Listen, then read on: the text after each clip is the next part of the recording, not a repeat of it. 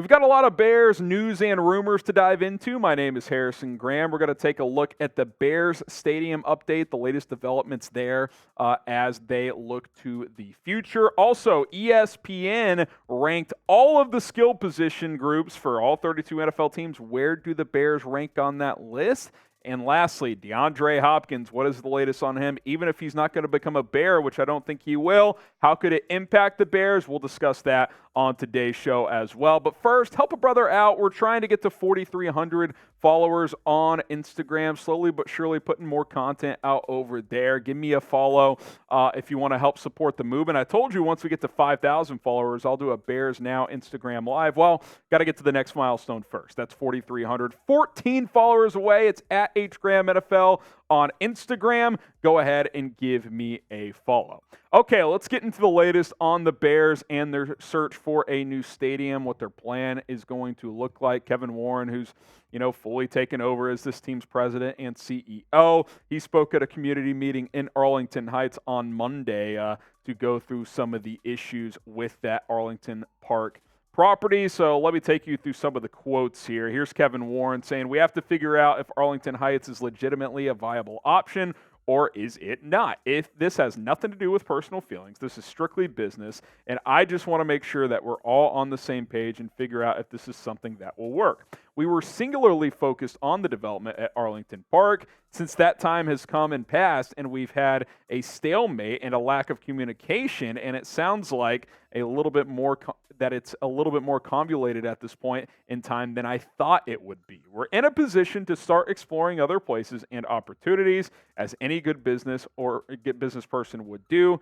That's what you need to do." So based on that from Kevin Warren, that would lead one to believe that, look, we would like to come to Arlington Park. He talked about some of the tax issues, what they've offered in comparison to the schools in the area, which it all works together from a tax standpoint. But we're not hell-bent on this property. The Bears have purchased it, but if it doesn't make sense for us, we will consider other options. I still think there's some chess being played, but you've got that. Mike Florio, who kind of took this story and added a little bit to it himself, he said a reassessment of the property the team has purchased pushed the property tax bill from $2.8 million to $16.2 million. The Bears are currently trying to negotiate that into a more acceptable price. Now, this part of it's kind of twofold to me, right? Because you're thinking, oh my gosh, taxes went up 6x, 7x. That is an unreal number.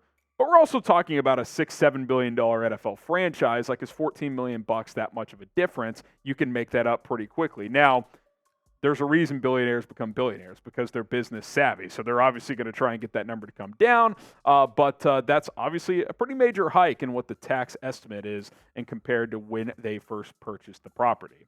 More on this story in a second here. But listen, 4th of July just around the corner. If you want to get a Bears USA 4th of July themed shirt, we got one available. Chatsports.com/Bears USA. That link is in the comments and in the description of this video. It's chatsports.com/Bears USA. Go pick up this t-shirt today, available in most sizes. Now, the other part of this is what Kevin Warren says is, hey, we're interested, or we're at least willing to look elsewhere now. We're beyond just Arlington Heights. Obviously, I still think that's the front runner. That's who makes the most sense. We'll explain in a second, but they're in the mix. Lake Forest has entered the chat recently. They have expressed interest. Waukegan expressed interest from their mayor. Naperville a few weeks ago did as well. Obviously, the city of Chicago would like to keep the Bears in the city also. So you've got a lot of moving parts here and potentially some leverage to be created for Kevin Warren. Here's the bottom line.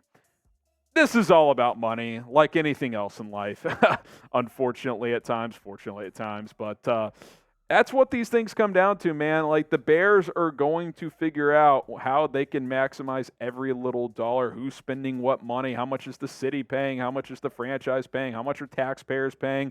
The Arlington Park property still makes the most sense. It's on a prime piece of real estate, 326 acres. You can build a state-of-the-art stadium, which Kevin Warren did confirm it will be a dome wherever they do it. And you can build restaurants, hotels, condos, all kinds of business development on that property and rake in the cash if you are the Bears franchise. So I still think that happens. Maybe it takes longer now. Maybe this thing pushes it back a year or two. Who knows? But I still think if you asked me this question that I'm going to ask you, where will the Bears be playing in 10 years, I would still say Arlington Heights on the Arlington Park property. You've already done the demolition, or at least a good amount of the demolition of the old racetrack. I mean, sure, you could just kind of resell the property if you want, but that seems a bit redundant. I think they'll end up in Arlington Heights. Let me know where you guys think they will be in 10 years. Maybe you still think they'll be in Chicago. Go ahead and take a guess.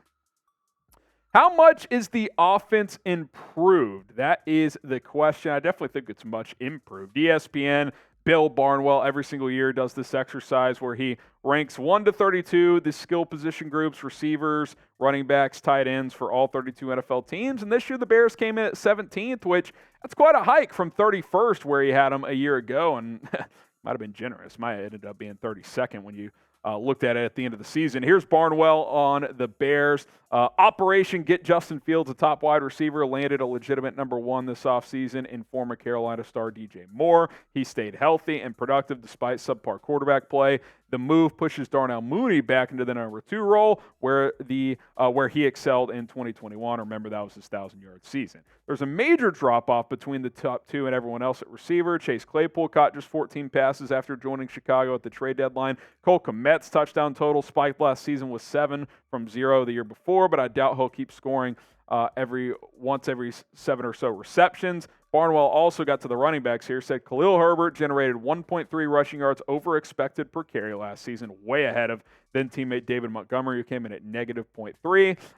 And then GM Ryan Poles upgraded by swapping out Montgomery for D'Onta Foreman. So some pessimism, some optimistic. I would say saying Foreman is a clear upgrade over Montgomery. That's an optimistic look at it. But he also took a pessimistic look at it, saying major drop-off after the top 2 receivers from Mooney to Claypool. Like, I would say Mooney's the 2 and Claypool's the 3, but if Claypool can get back to his first 2 years, he performed like a number 2 receiver. So it's very possible you have 2 number 2s. Claypool averaged about 160 yards and 5 touchdowns his first 2 NFL seasons. I mean, if that's your number 3, if he's playing at that type of a level, that's pretty damn good.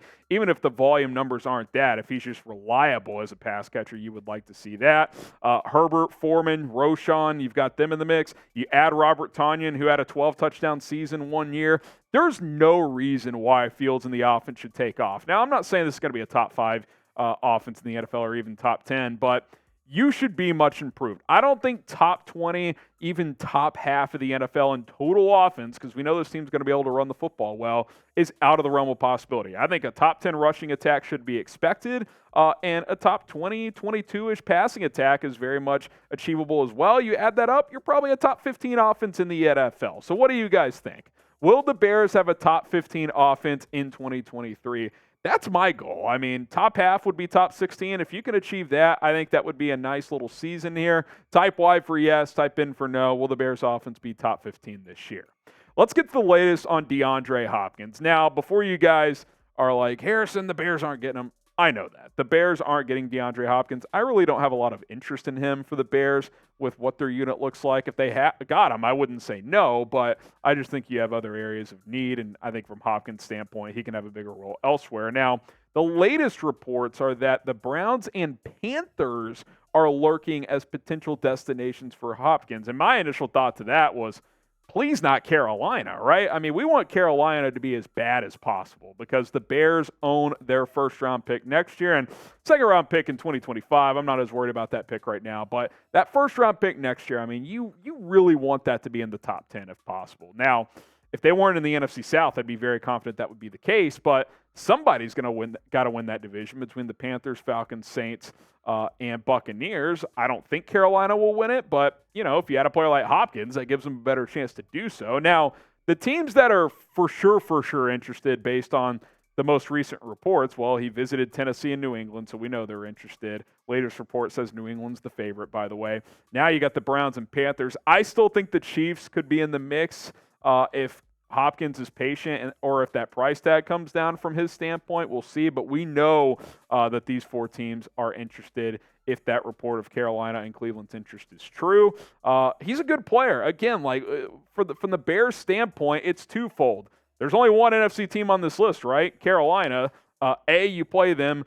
B, they're an NFC team, so you don't want them in the NFC. And C, you own their first-round pick next year. So send DeAndre Hopkins and his all-pro ability to a different team. I don't really care which of the other teams it is, Cleveland, New England, Buffalo, whoever it ends up being, Tennessee, Kansas City. Send him to the AFC. I don't want to face him, and I don't want Carolina to have a chance to be better because you want that pick to be as high as possible. So I'm going to be monitoring this story. If there's notable updates, we'll keep you guys in the loop, especially if Carolina's interest, if something bubbles there. I don't think that'll happen, but who knows? I mean, if they sell him on being a heavy targeted player and they pay him a lot to play with Bryce Young, weirder things have happened. You just never know.